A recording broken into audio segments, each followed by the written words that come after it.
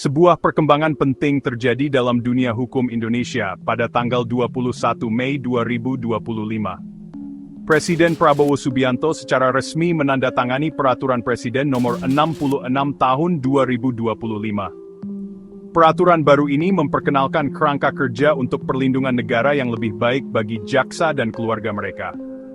Tujuan utama Perpres ini adalah untuk memberikan jaminan keamanan yang kuat. Jaminan ini dimaksudkan untuk melindungi jaksa dari segala ancaman terhadap diri, jiwa, atau harta benda mereka, terutama saat mereka sedang menangani perkara hukum yang sensitif. Tujuan akhirnya adalah untuk memastikan keselamatan mereka dan memperkuat kemandirian mereka dalam menjalankan tugas-tugas penting mereka, tanpa pengaruh yang tidak semestinya atau takut akan balasan, sebuah pilar penting bagi sistem peradilan yang berfungsi. Berdasarkan peraturan baru ini, Tentara Nasional Indonesia atau TNI diberi tanggung jawab khusus. Peran utama TNI adalah melindungi institusi kejaksaan itu sendiri, menjaga gedung dan kelancaran operasionalnya. Selain itu, II diamanatkan untuk memberikan dukungan personel jika diminta dan dianggap perlu. Ini juga mencakup pemberian bentuk perlindungan strategis lainnya, terutama dalam hal kedaulatan dan pertahanan negara, yang mungkin berkaitan dengan tugas kejaksaan. Rincian pasti mengenai pelaksanaan peran TNI akan ditentukan bersama, dan diatur lebih lanjut oleh Jaksa Agung dan Panglima TNI, untuk memastikan adanya pendekatan yang terkoordinasi. Kepolisian Negara Republik Indonesia, atau Polri, juga memiliki peran yang jelas dalam Perpres Nomor 66 Tahun 2025, melengkapi keterlibatan TNI. Tanggung jawab Polri cukup luas dan fokus pada keamanan langsung para individu. Ini termasuk memberikan pengawalan pribadi bagi jaksa yang mungkin menghadapi ancaman nyata. Selain itu, Polri akan ditugaskan untuk melindungi kediaman jaksa, memastikan rumah mereka tetap aman. Peraturan ini juga menekankan pentingnya menjaga kerahasiaan informasi sensitif terkait kasus yang sedang berjalan dan jaksa yang menanganinya. Yang penting, perlindungan ini juga berlaku bagi anggota keluarga jaksa, termasuk yang terikat hubungan darah, perkawinan, atau menjadi tanggungan, karena ancaman seringkali bisa meluas di luar individu utama. Menariknya, dasar bagi keterlibatan TNI tampaknya sudah disiapkan, bahkan sebelum penandatanganan resmi Perpres. Pada awal bulan, tanggal 5 Mei 2025, Panglima TNI Jenderal Agus Subianto mengeluarkan surat telegram. Perintah internal ini menginstruksikan berbagai unit TNI untuk mulai memberikan dukungan bagi kegiatan penegakan hukum di kantor Kejaksaan Tinggi, atau Kejati, dan Kejaksaan Negeri, atau Kejari, di seluruh negeri. Rencana pengerahan awal menyebutkan 1 peleton, sekitar 30 personel, untuk setiap kantor Kejaksaan Tinggi, dan 1 regu sekitar 10 personel untuk kantor Kejaksaan Negeri. Sebuah rapat koordinasi juga diadakan pada hari yang sama antara Mabes TNI dan Jaksa Agung Muda Bidang Pidana Militer, yang menunjukkan langkah-langkah proaktif menuju pelaksanaan. Pengumuman Peraturan Presiden Nomor 66 Tahun 2025 ini disambut dengan reaksi yang sebagian besar positif dari masyarakat Indonesia. Banyak warga negara memandang langkah ini sebagai langkah maju yang berani dan diperlukan. Ada anggapan yang luas bahwa inisiatif ini dapat secara signifikan memperkuat kemandirian lembaga penegak hukum. Sudah lama ada kerinduan akan sistem peradilan yang bebas dari pengaruh manuver politik dan tekanan kelompok kepentingan yang kuat, kadang ilegal, yang sering disebut mafia. Keterlibatan militer dilihat oleh sebagian orang sebagai penangkal kuat terhadap campur tangan semacam itu, yang berpotensi membuat persaingan lebih adil bagi jaksa. Dukungan publik ini berakar kuat pada frustrasi lama terhadap ketidakadilan yang dirasakan dalam sistem peradilan. Ada pepatah umum di Indonesia bahwa hukum seringkali tampak tumpul ke atas dan hanya tajam ke bawah, yang artinya hukum itu tidak berdaya menghadapi orang kuat, tetapi sangat tegas terhadap orang lemah. Banyak warga biasa berharap peraturan baru ini akan mulai mengatasi masalah penegakan hukum yang tebang pilih ini. Harapannya adalah dengan keamanan yang lebih baik dan rasa kemandirian yang lebih besar, jaksa akan lebih berdaya untuk mengejar keadilan secara adil dan tidak memihak, tanpa memandang status atau koneksi seseorang, sehingga memulihkan kepercayaan pada lembaga hukum negara. Namun, peraturan ini bukannya tanpa kritik. Koalisi Masyarakat Sipil untuk Reformasi Sektor Keamanan, sebuah kelompok pengawas terkemuka, telah menyatakan keberatan keras. Mereka berpendapat bahwa keterlibatan TNI dalam penegakan hukum sipil, khususnya dalam menjaga kantor kejaksaan, berpotensi melanggar peraturan dan kerangka hukum yang ada. Koalisi tersebut berpendapat bahwa langkah semacam itu menunjukkan tingkat campur tangan militer yang tidak pantas dalam ranah yang seharusnya tetap sipil. Lebih lanjut, mereka mempertanyakan apakah ada ancaman yang cukup signifikan dan meluas terhadap jaksa yang dapat membenarkan pengerahan sumber daya militer sebesar itu, yang menyiratkan bahwa langkah tersebut mungkin berlebihan tanpa alasan yang jelas dan mendesak. Kritik-kritik ini meluas hingga kekhawatiran tentang potensi pertentangan dengan prinsip-prinsip hukum dasar dan undang-undang tertentu.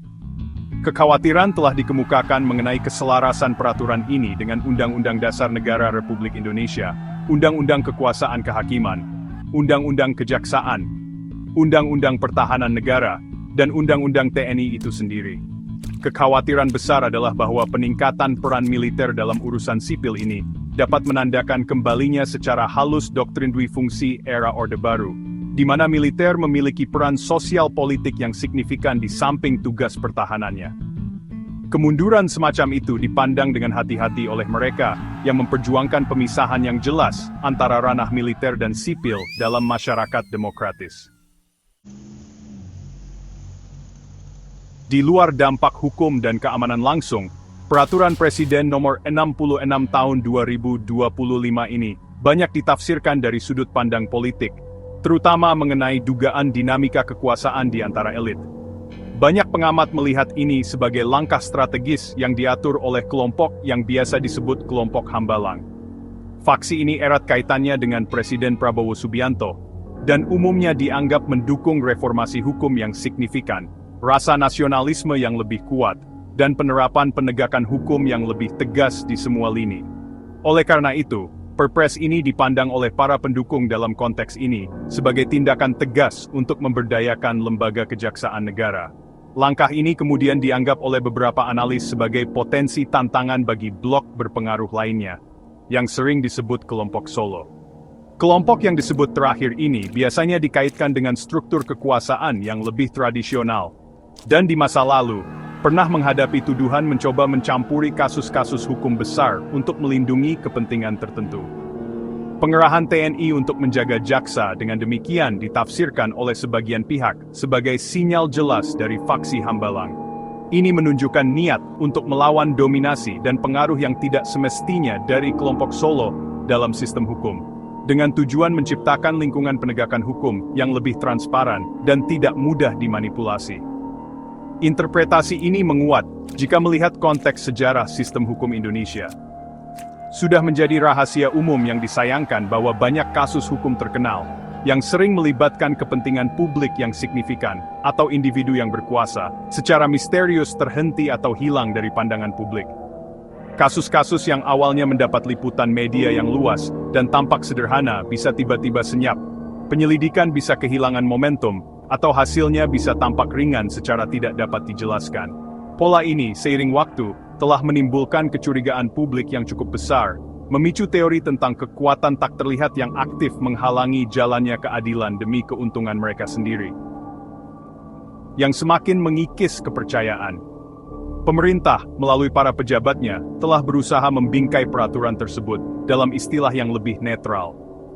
Menteri Sekretaris Negara Prasetyo Hadi misalnya, membela Perpres ini sebagai bentuk kerjasama yang wajar antara TNI dan Kejaksaan Agung, menyamakannya dengan kerjasama yang sudah ada dengan Kepolisian Nasional.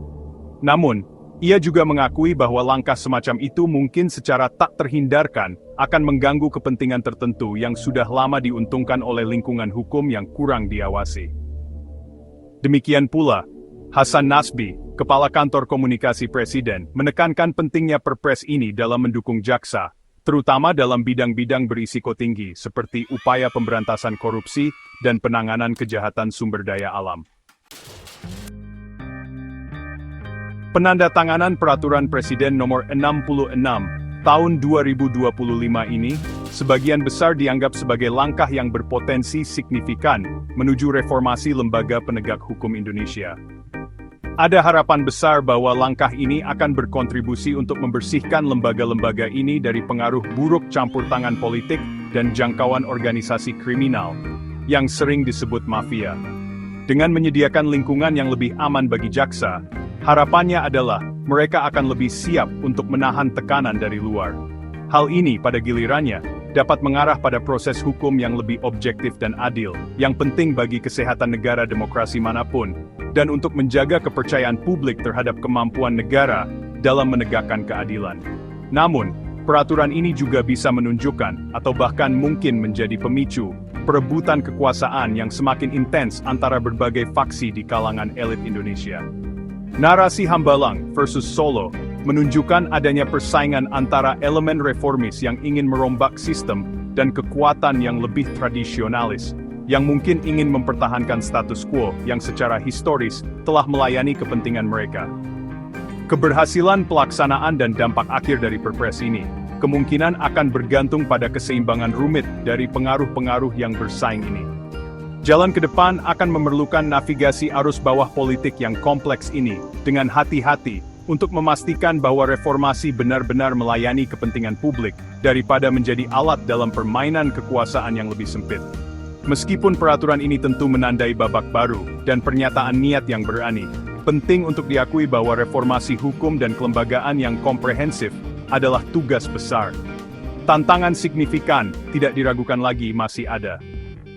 Reformasi sejati membutuhkan lebih dari sekadar peningkatan keamanan bagi jaksa. Ia memerlukan perubahan sistemik, termasuk peningkatan integritas peradilan, transparansi dalam proses hukum, dan komitmen kuat terhadap akuntabilitas di semua tingkat pemerintahan. Pergeseran budaya menuju sistem hukum yang benar-benar independen dan dihormati adalah upaya jangka panjang yang akan memerlukan upaya berkelanjutan dan kemauan politik di luar satu perubahan peraturan ini, meskipun penting. Pada akhirnya, peraturan presiden ini berpotensi dicatat sebagai momen penting dalam upaya berkelanjutan Indonesia untuk memulihkan keadilan dan menegakkan integritas konstitusinya.